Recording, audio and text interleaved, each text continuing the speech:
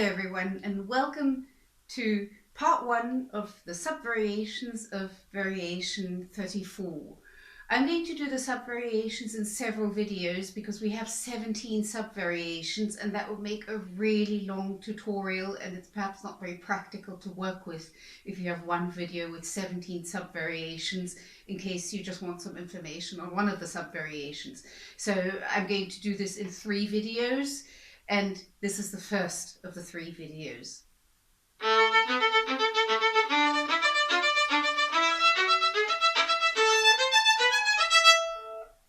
Subvariation 1, we alternately have the slur on the down bow and on the up bow.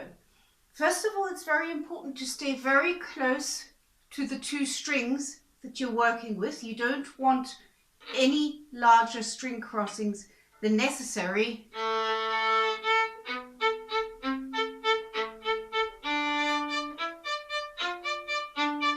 So very close to the string. Also use very little bow for the slurs, because if you use too much bow, that will take you away from where the spiccato works. Then you're far away from the place you actually want to do the spiccato. So make sure you use very, very little bow for the slurs. It's the small, precise articulation that this is about, and not long slurs. So very little bow for the slurs. So that you're staying exactly in the place where you're doing the spiccato. The slurs should not take you away from where you're doing the spiccato. The down bow slur is nice and comfortable because we're working with gravity.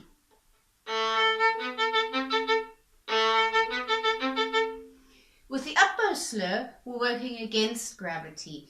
And here, I always find it very helpful to imagine the image that my bow is a spade, and I'm going with this spade into some sand against the resistance of the sand. That motion in small is what we need for the up bow slurs. You're going into the string like that, and feel the resistance of the string. I find that very helpful with the up bow slurs.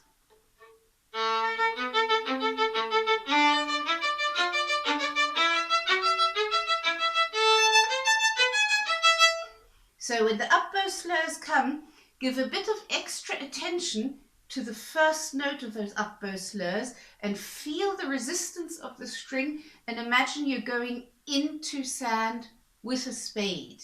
I know it's a little bit of a strange image for a violinist, but I found that unbelievably helpful for up bow slurs like this, which are coming out of a spiccato passage.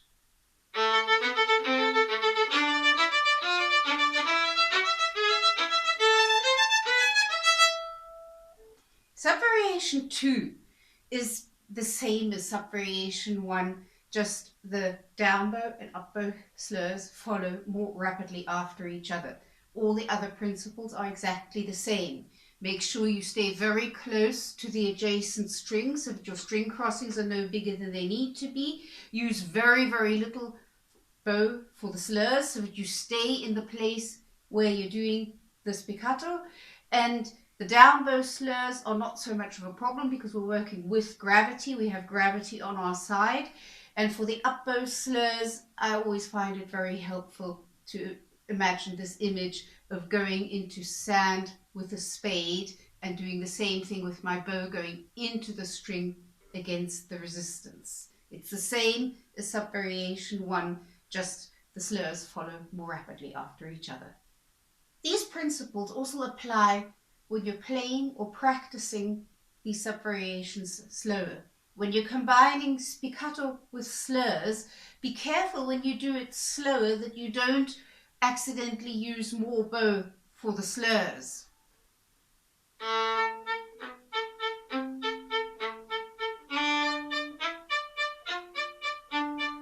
Or for subvariation 2.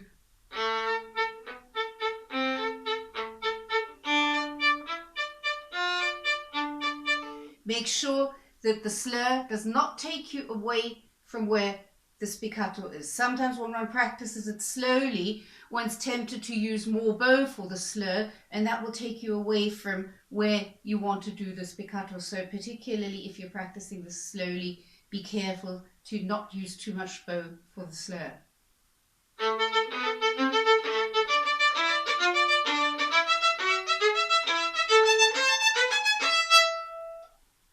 Subvariation 3, we have an up bow slur and another spiccato note added on to the same up bow.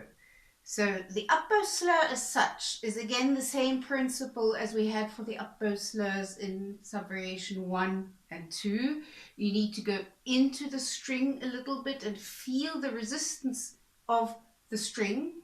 And the following spiccato note, which also happens on the same up bow, that you get by taking weight off of the bow stick, and then that spiccato note happens on its own. I'll show you slowly.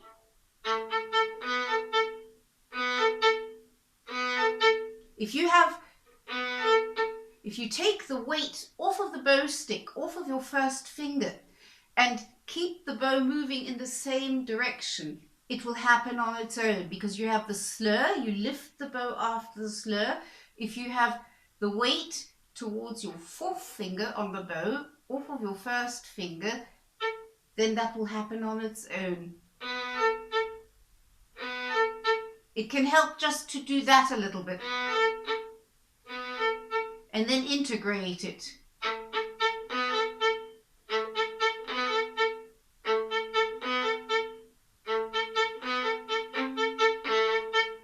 And work your way through that quite slowly. And most helpful for me is actually to feel the resistance of the string when I'm going into the string for the up bow.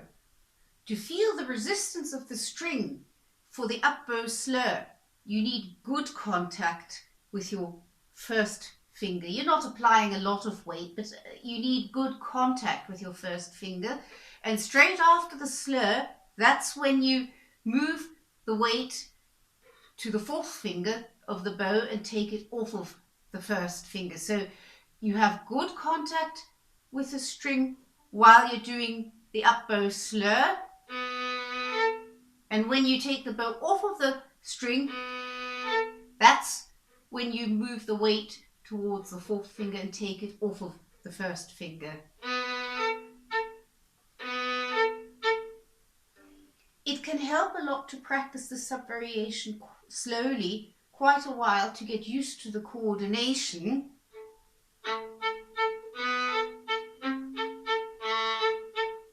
That can help a lot.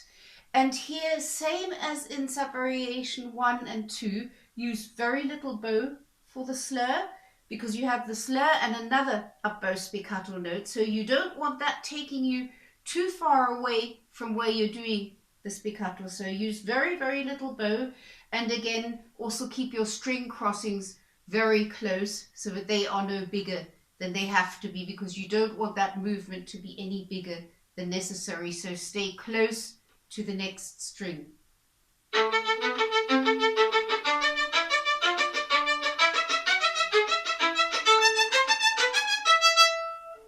Subvariation 4A is Ricochet.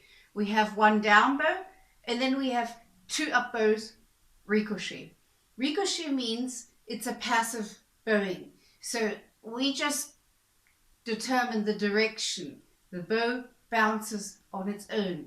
So the bow for the two up bows bounces on its own, and we need enough energy so that that can happen. So we need to give a strong kick for the down bow, and that kick should be strong enough that the change of direction to up bow happens automatically, like this.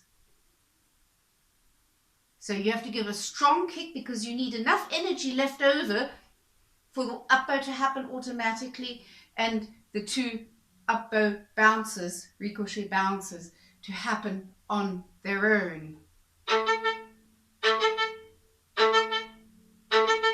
It helps a lot to practice just one figure first to get a feeling for this, because it's one action. You're just giving the kick on the down bow. The change of direction to up bow happens on its own, and the two up bow notes also happen on their own.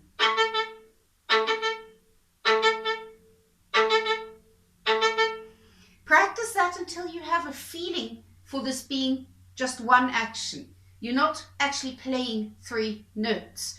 You're giving one kick and the bow takes care of the rest. That's how it should feel. And then when you've done it just with one figure, then add a second figure. And then you add a third figure and you add the fourth figure. The good thing about Subvariation 4A is that we do the kick on the down bow, which means we have gravity on our side. We can give quite a lot of kick with quite a lot of energy, and that will definitely be enough for 2 up bows. So think about it also as gravity being on your side. It makes it a lot easier, and make sure you keep your shoulder and upper arm relaxed. Sometimes one tenses the upper arm and there's no reason for that here. It doesn't really have anything much to do. All you have to do is give quite a kick, but after that you can always relax for the up bows, because that's when the arm's job is more or less done, because everything which follows the kick, the bow takes care of. And just remember, this is quite practical and bow friendly because we have gravity on our side.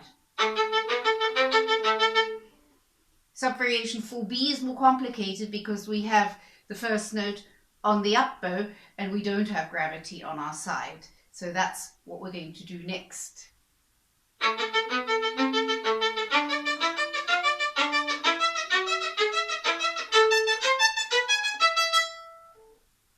Subvariation 4B is the reverse of Subvariation 4A. We have 1 up bow and then 2 down bow ricochets.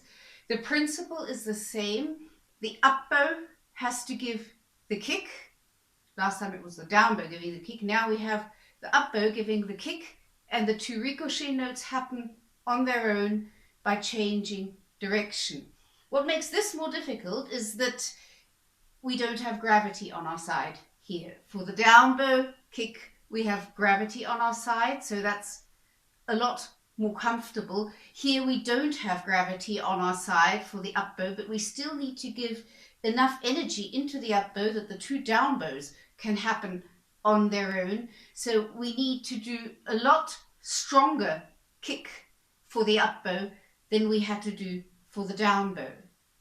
It helps to use a little more bow for the up bow and the 2 down bow ricochets.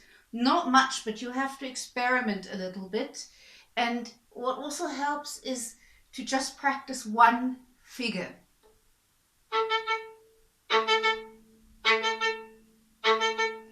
Because it's one action. You're giving the kick for the up bow, and imagine the direction of bow changing automatically, and then of course the bow will bounce because that's what it does. So the bouncing always happens automatically, but imagine giving the kick and the change of direction also happening automatically, so that you have one action, just the kick, and everything else happens on its own. And you can experience that a little bit by just doing one figure. And then do 2 figures.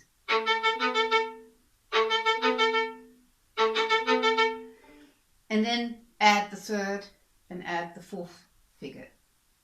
Because this stands and falls with this up bow kick and the change of direction and the 2 ricochet notes happening on their own, it's also quite helpful just to practice some up bows, because that's where your awareness needs to be.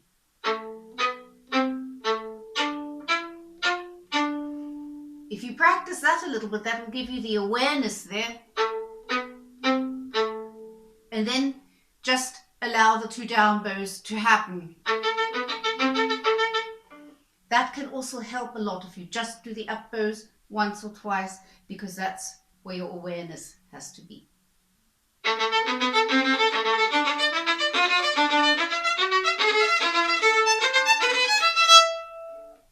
Subvariation 5 combines spiccato with détaché. We have 2 figures spiccato and we have 2 figures détaché. So once again, we're working with weight in these directions. For the spiccato, we need to have a light bow. So we need to take weight off of the bow, away from the first finger of our right hand. And for the détaché, we need to add weight to stop the bow from bouncing. So we need to add weight in the direction of the stick by leaning our hand forward towards the first finger. The first finger of our right hand adds the weight. It helps a lot to practice this one slowly at first to get used to the coordination.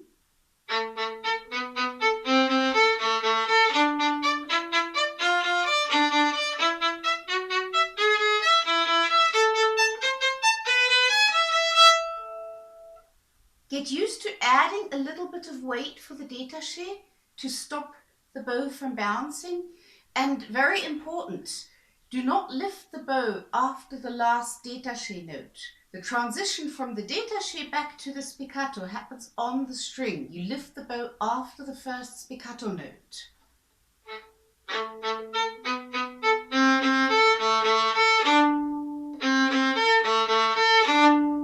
You lift the bow after that.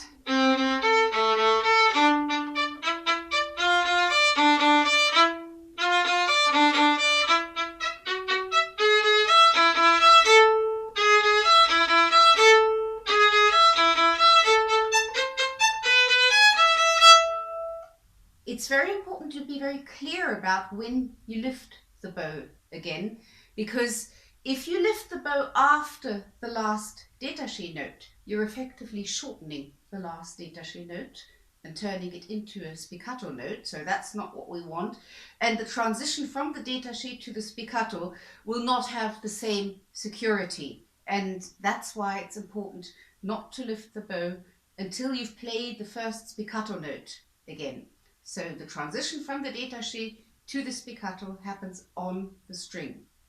Make sure you don't use too much bow for the détaché notes, because you don't want to change what you're doing with your right arm more than absolutely necessary in this subvariation. So use very little bow for the détaché so that everything is happening more or less in the same place where you are doing the spiccato.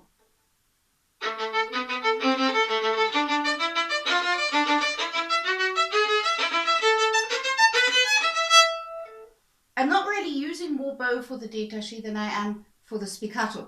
I'm just adding weight to stop the bow from bouncing, and with that I'm changing the articulation. I'm not using more bow. Now this subvariation we're supposed to do forte at the frog and piano closer to the middle. So we need to start with forte.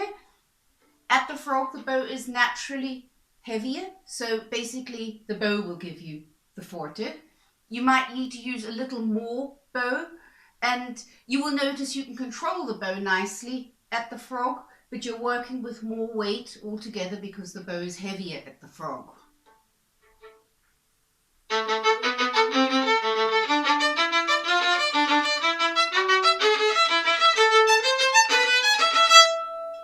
You'll have to find the exact place where it's right for you to do this, because that's different for every player and it's also different with every bow. So you can only find this out by trial and error. For the piano, what we do is we let the bow do the piano. We move away from the frog towards the middle where the bow is lighter. So the bow will give us the piano and our movements become smaller. We stay closer to the string, we bounce less high, and we use less bow.